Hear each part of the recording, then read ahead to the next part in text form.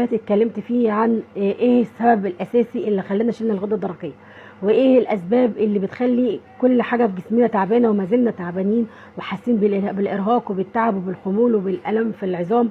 ان هي سببها الالتهابات اللي موجوده في الجسم، وسببها مشاكل صحيه احنا بنعملها، احنا اللي جبناها لنفسنا، عادات سيئه غير صحيه احنا اللي عملناها في نفسنا. انا النهارده بقى هتكلم على الامراض المناعيه كلها، مش الغده الدرقيه بس، لان الغده الدرقيه ده جزء من كل الاجزاء او كل الامراض اللي بتجيلنا بسبب التهابات الجسم او بسبب جهاز المناعه اللي استهلك وانهك من كتر العادات السيئه اللي احنا بنعملها، وعدم الغذاء الصحي وعدم الحياه الصحيه اللي احنا عايشينها.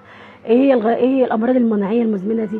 زي من بدايه من السرطان، غده درقيه، ذئبه حمراء، روماتويد، ايه تاني، الفايبروميالجيا، امراض كتير.